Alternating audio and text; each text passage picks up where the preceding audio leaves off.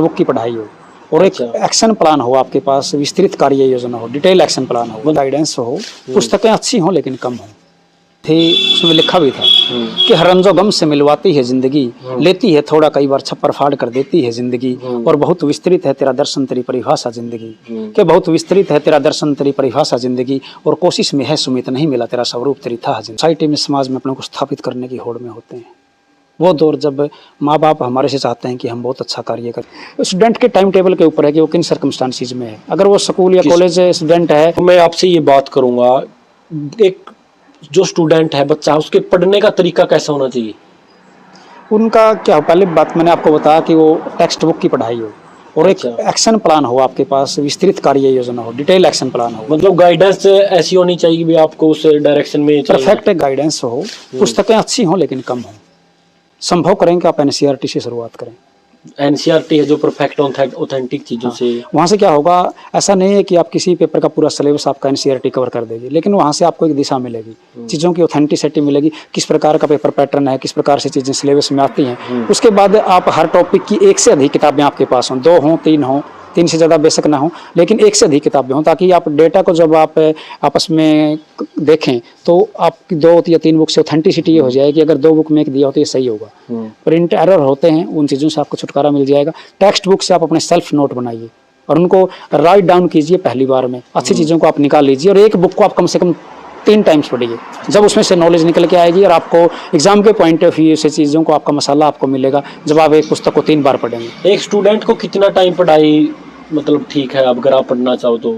Student के time table के ऊपर है कि वो किन सर्कमस्टांसिस में है। अगर वो स्कूल या कॉलेज स्टूडेंट है तो वो 8 घंटे 6 घंटे दे सकता है। दूसरा ये माइंड स्कूल की समेत है, बस उसके पास टाइम मैनेजमेंट कितना है। अगर कोई प्राइवेट जॉब वाले हो इतना नहीं दे सकते, उसको इस हिसाब से अपना टाइम फिक्स करना चाहिए। टाइम टेबल का रोल ये होता है कि आप उसको बनाते कैसे हैं, आप कितनी देर पढ़ते हैं, ये कोई इंपॉर्टेंट नहीं है, ये आपके मेंटल लेवल के ऊपर ही है। कुछ बच्चे ऐसे हैं जो काम मैं 4 घंटे में करता हूँ उसको 2 घंटे में कर लेते हैं। ये तो हमारे को आउटपुट के हिसाब से देखना कि आपकी कैपेसिटी कितनी है। लेकिन आप एक निश्चित टाइम टेबल रखिए, निश्चित टाइमिंग रखिए, और अकेला आप एजुकेशन में मत झोंकिए टाइम टेबल वगैरह में।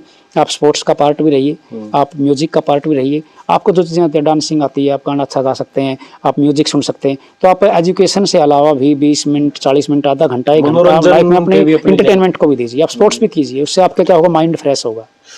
तो सर जैसे आपने बताया हमको मोटिवेशन के बारे में, जो आपने बातें बताई हैं, शायद बहुत से लोगों को अगर वो देखेंगे तो बहुत सी चीज़ें ऐसी हैं जो एक उनको काम आएंगी ज़िंदगी में, हम जैसे बच्चों को जो पढ़ने वाले।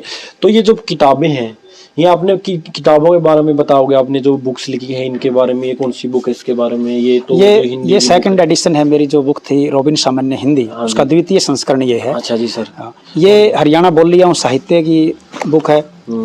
इसमें पूरे हरियाणा का साहित्य मैगजीन, और आपका इसमें हरियाणा का गद्य साहित्य, हरियाणा का जो ये एचएसएससी से रिलेटेड। हाँ, एचएसएससी से रिलेटेड। आप अगर थ्योरेटिकल इसमें पढ़ना चाहेंगे, ऑब्जेक्टिव इसमें नहीं है, लेकिन पूरी डिटेल थ्योरी इसमें दी गई है सभी चैप्टर्स की। अच्छा सर। हाँ, किसी भी टॉपिक के बारे में आप पढ़ सकते हैं। ये मतलब आपने कहाँ से प्रिपेयर की इसके? एनसीईआरटी वगैरह से? हाँ, एनसीईआरटी वगैरह से। जो अलग अलग राइटर हरियाणा के संबंध में रहे हैं, जिन्होंने बड़ी पुस्तकें लिखी, डॉक्टर केसी यादव का बड़ा नाम रहा है, हरियाणा के गजेटियर रहे हैं, तो उन सब चीज़ों से आंकड़ा इकट्ठा किया गया, फिर इसको एक किताब का पुस्तक का रूप दिया गया। ये आपकी वो कविताओं की पुस्तक है। कुछ तो कहूँ, इसमें जो लोग निराश हो जाते हैं एक एग्जाम के बाद, उनको निराशा हाथ लगती है, तो इसमें बताया गया है कि आपको निराश नहीं होना है, आपको हमेशा निश्चित अंतराल पर मेहनत करनी है, एक दिन ऐसा आएगा कि आप सक्सेस हो जाएंगे। ये एक तो आपका मोरल मोटिवेशनल में लिखी थी आपने, पहली पुस्तक मेरी यही थी। और ये सर, ये भारतीय एवं पाश्चात्य काव्यशास्त्र की बुक है, जो हरियाणा में पीजीटी हिंदी के लिए, टीजीटी हिंदी के लिए, कॉलेज लेक्चरर के लिए, यूजीसी नेट के लिए, और राजस्थान आरपीएससी में जो कॉलेज लेक्चरर की वैकेंसीज निकलती हैं, यूपी में निकलती हैं, उसके लिए सबसे बेहतरीन किताब है। इसमें लगभग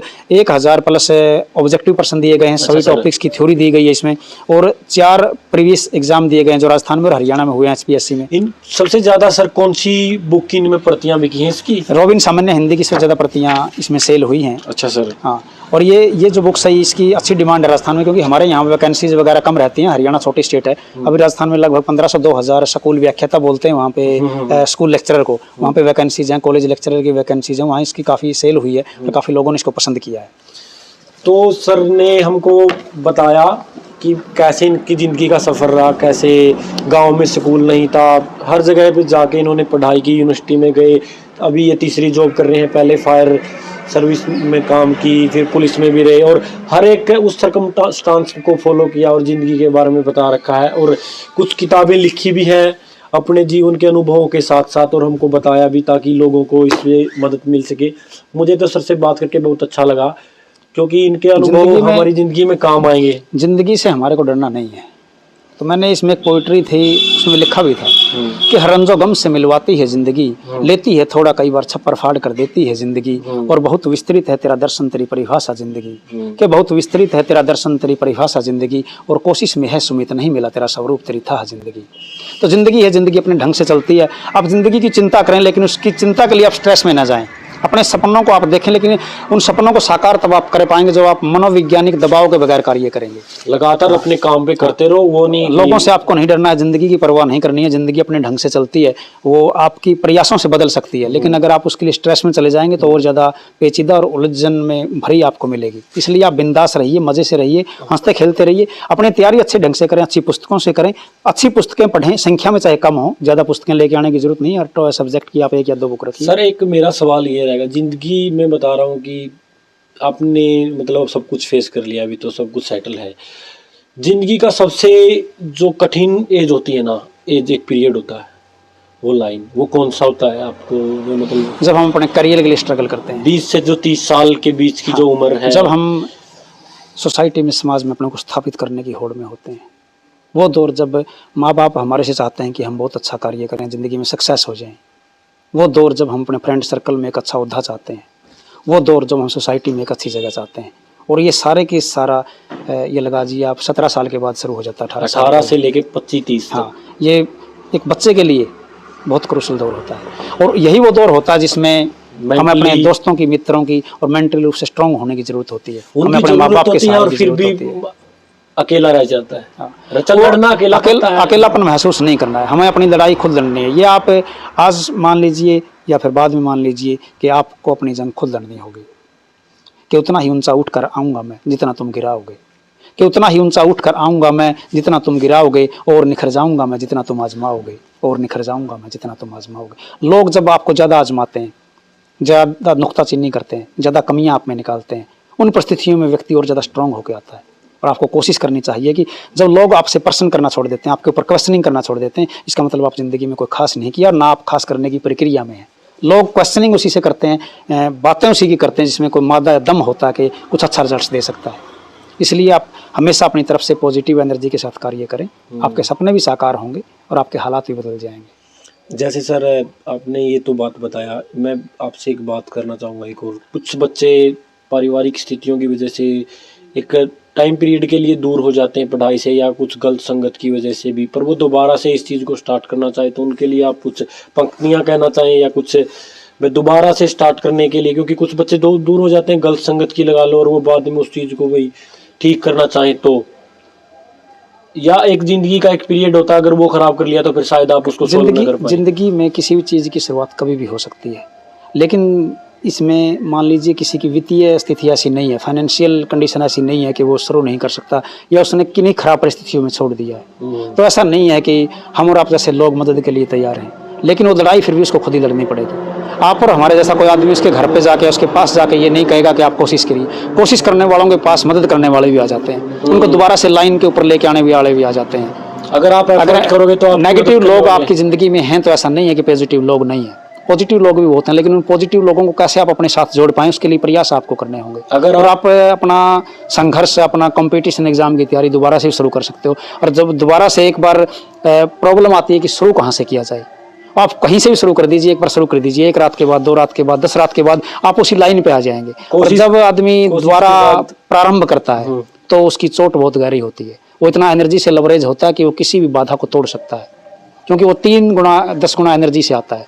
वो उन फेलियर्स को झेल चुका होता है जो उसने अपने प्रीवियस लाइफ में देखे हैं। अब वो उन फेलियर्स को, उन कमियों को रिपीटेशन नहीं करने देना चाहता।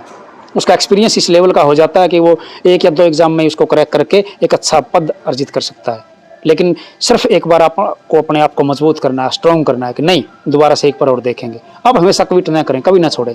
जिंदगी की शुरुआत कभी भी किन्हीं भी परिस्थितियों में हो सकती है, और लोग भी आपके साथ आ सकते हैं, बशर्ते कि आपको अपने को तैयार करना पड़ेगा।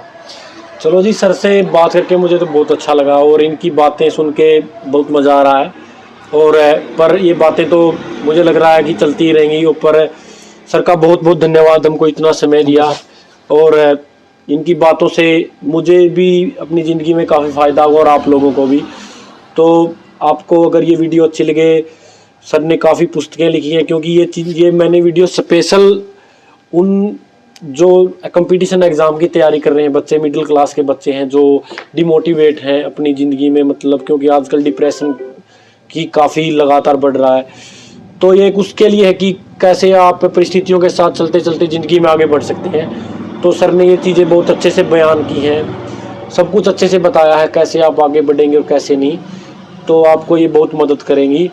तो सर का बहुत धन्यवाद, और इस वीडियो को ज़्यादा से ज़्यादा शेयर करें और चैनल को सब्सक्राइब करें। और अगर आपको कुछ और बातें करनी है सर से रिलेटेड या कोई भी चीज़ हो तो कमेंट जरूर करें। धन्यवाद सर। Thank you sir.